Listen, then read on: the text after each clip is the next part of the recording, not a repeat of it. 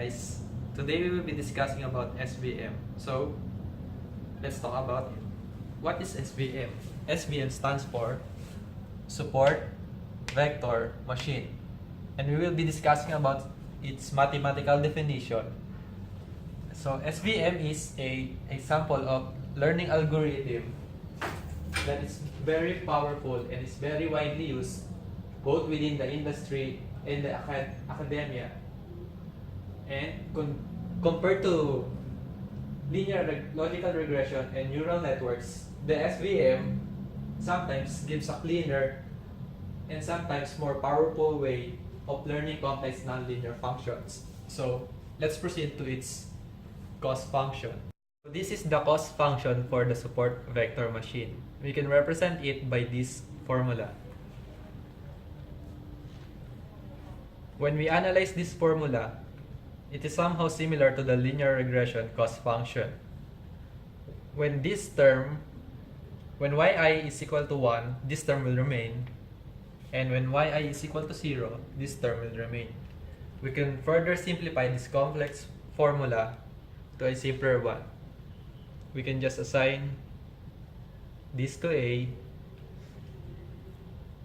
lambda plus lambda, and this is B.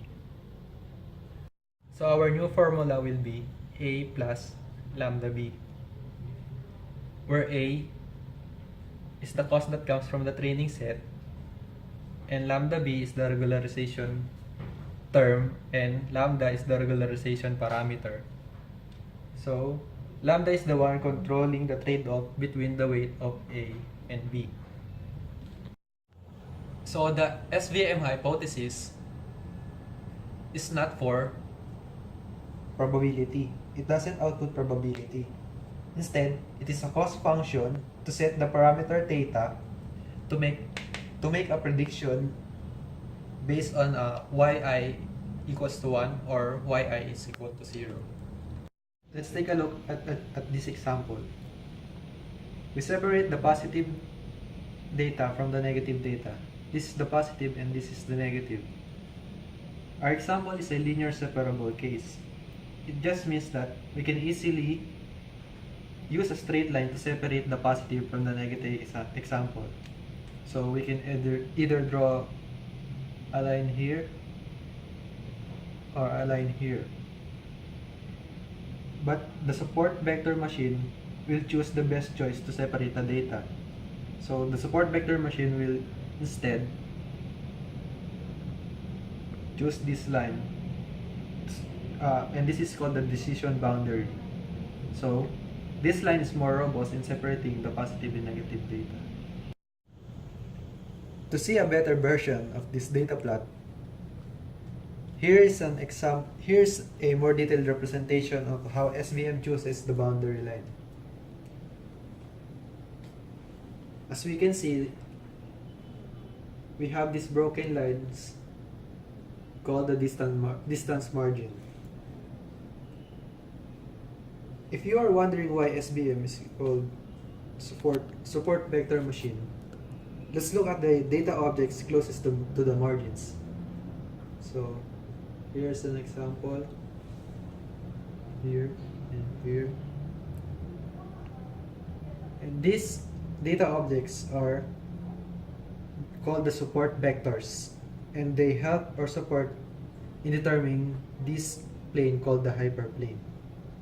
So now my partner will introduce the kernels that are associated with SVM. My name is Partner, and I am going to talk about kernels.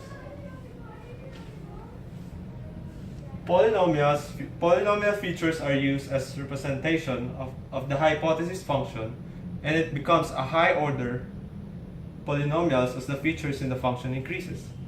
In computer vision, high-order polynomials are computationally expensive since most of the inputs are images which contains a lot of features. x1, x2 denotes the features.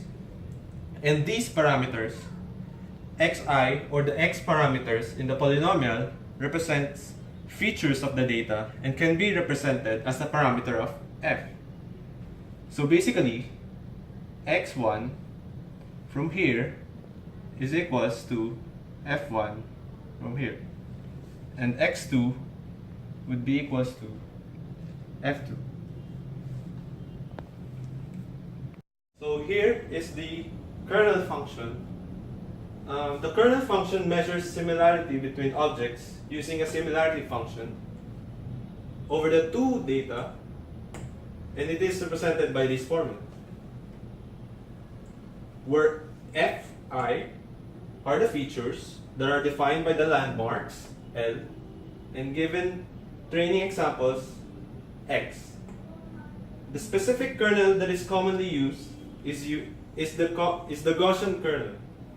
Here is the formula of the Gaussian kernel, and it is in the form of an exponential function that includes the Euclidean distance between the x and the landmark. The norm, here's the norm, or the numerator can be expressed as the summation from j is equals to 1 to n of the distance between components of the vector x and vector n.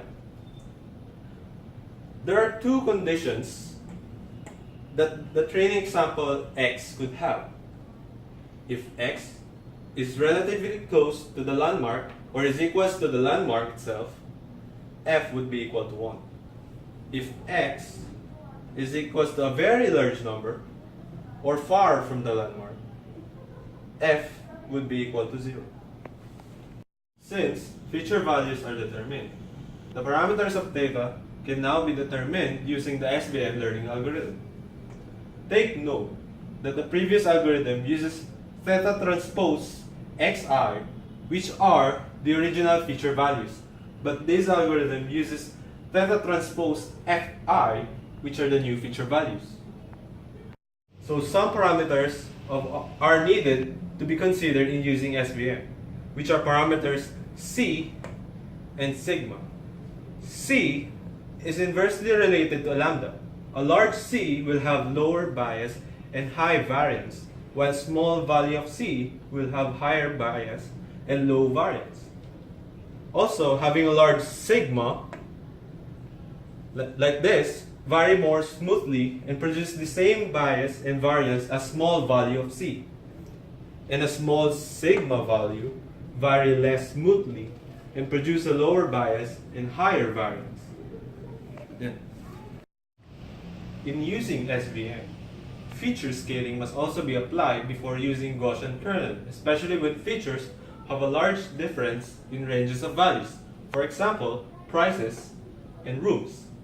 Since the distances might dominated by the prices and the rooms might be ignored. By the way, it is not recommended to code an SVM software. Rather, use highly automized software libraries or packages made by other researchers to solve for parameters data. But there are two things that are needed to specify in using SVM. First is to choose the parameter C, and second is to choose the type of kernel to be used, either linear kernel or without a kernel, or a Gaussian kernel. Go. To know when to use SVM or logistic regression, there are three things to be considered. For n is equal to number of features and m is equal to number of training examples. A, if n is greater than or equal to m, use logistic regression or SVM without a kernel, since a linear function is already capable of representing the data. For B, if n is less than m, where m is intermediate, around 10 times of n, use SVM with Gaussian kernel. And lastly, if n is less than m, where m is relatively large, around 50 times of n, create or add more features and use logistic regression or SVM without a kernel. And the speed also depends on the SVM package used.